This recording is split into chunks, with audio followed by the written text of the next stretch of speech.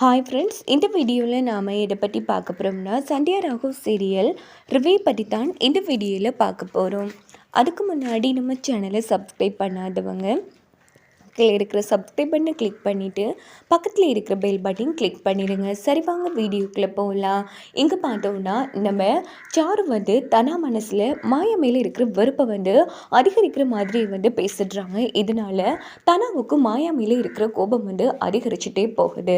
இன்னொரு பக்கம் நல்லபடியாக பர்த்டேலாம் செலிப்ரேட் பண்ணி முடிச்சிடுறாங்க. அப்போது நம்ம புவனேஸ்வரி வீட்டை தான் காமிக்கிறாங்க. ஆனால் இப்படியே போயிடுச்சுன்னு சொன்னால் அந்த மாயா அந்த வீட்டில் இருக்க வரைக்கும் அவங்கள நம்ம எதுவுமே பண்ண முடியாது. மாயாவுக்கு ஒரு முடிவு கட்டினா தான் ஈஸியாக நாம் நினச்சதை நடத்த முடியும் அப்படின்னதும், சரிம்மா இப்போ என்ன பண்ண சொல்கிற, மாயா கதையை முடிக்க சொல்கிறியா அப்படின்னு கேட்டதும், எதுக்குன்னா அவளோட கதையை முடிக்கணும், பேசாமல் அவளையே நம்ம வீட்டில் மருமகளை ஆக்கிட்டா என்னம்மா சொல்கிற, எனக்கு ஒன்றும் புரியல. இங்கே பாருங்க, நான் சொல்கிறேன்னு தப்பாக நினைக்காத. அதான் உன்னோட மூத்த பையன் இருக்கான்ல, அவனுக்கு ரொம்ப நாளாக மாயா மேலே ஒரு கண்ணு. எனக்கு என்னமோ மாயாவை அவன் காதலிக்கிறான்னு சந்தேகமாக இருக்குது. ஒரு வேளை அவன் உண்மையிலே மாயாவை காதலிக்கிறதா இருந்தால் பேசாமல் என் மாயாவை நம்ம வீட்டு மருமகள் ஆக்கக்கூடாது. ஸோ 2 பொண்ணுங்களையும் ஒரே வீட்டில் கட்டி கொடுத்துட்டு ரகுராம் ஒவ்வொரு நாளும் சித்திரவதை பண்ணி அவனை சாகடிக்கலாம் நாம அப்படின்னதும், உடனே புவனேஸ்வரி அண்ணன் செம்மையாக சந்தோஷப்படுறாங்க. ஏமா இப்படி மட்டும் உனக்கு எப்படிமா ஐடியா பண்ண தோணுது? இந்த ஐடியா எனக்கு தோணாமல் போச்சு. ஆமாண்ணே, மாயாவுக்கு மட்டும் சும்மா நினச்சிட்டியா? அவளுக்கும் கோடிக்கணக்கில் சொத்து இருக்கு.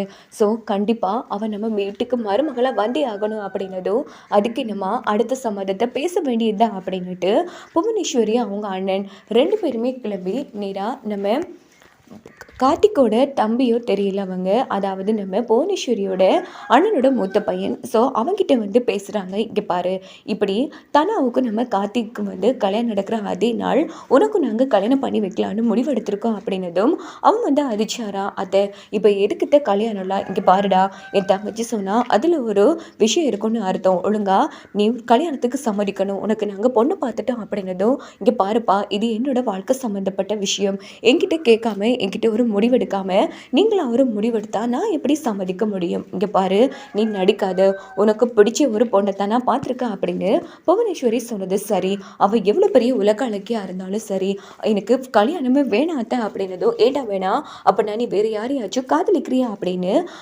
நம்ம புவனேஸ்வரியோட அண்ணன் கேட்குறாங்க. ஆமாம், நான் காதலிக்கிறேன். சரி, யார் பொண்ணு நீ காதலிக்கிற அப்படின்னு புவனேஸ்வரி கேட்குறாங்க.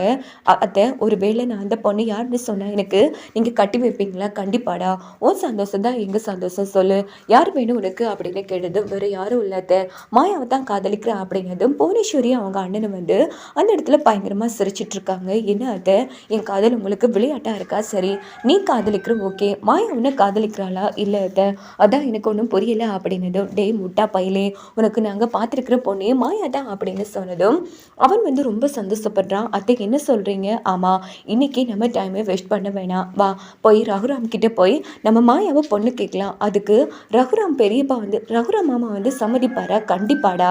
இப்போ தனாவையும் மாயாவையும் ஒரே வீட்டில் கட்டி கொடுக்கறதுக்கு கண்டிப்பாக அவர் சம்மதிப்பார். அது மட்டும் கிடையாது, மாயா வேறு வாக்கு கொடுத்துருக்கா. பெரியப்பா, நீங்கள் யார் கை காட்டி கல்யாணம் பண்ண சொல்கிறீங்களோ அவனையே கல்யாணம் பண்ணுவேன்னு. அப்படி பார்த்தா நீ இந்த விஷயத்தில் ரகுரா சம்மதிச்சா கண்டிப்பாக மாயாவும் சம்மதிப்பா, வா போய் பேசலாம் அப்படின்னதும் 3 பேருமே கிளம்பி பூப்பாலம் தட்டோட வீட்டுக்கு வராங்க. உள்ளே வாங்க அப்படின்னு எல்லாரும் ரொம்ப சந்தோஷமாக வர வைக்கிறாங்க. என்ன இது புதுசாக பழம் தட்டோட இப்போ தான் பொண்ணு கேட்டு வர மாதிரி வந்திருக்கீங்க? ஆமாம் ரகுராம், நாங்கள் பொண்ணு தான் கேட்டு வந்திருக்கோம் அப்படின்னதும் எல்லாரும் ஆச்சரியப்படுறாங்க.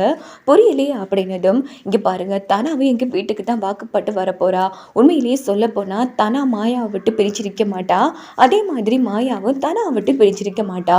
ஸோ 2 பேருக்கு பிரிவினை வரக்கூடாதுன்னா ஏன் 2 பேரையும் ஒரே வீட்டில் நம்ம கல்யாணம் பண்ணி வைக்கக்கூடாது அப்படின்னதும் எல்லாரும் குழப்பப்படுறாங்க. இந்த பக்கம் நம்ம சீனு மாயா அதிர்ச்சி ஆகுவாங்க.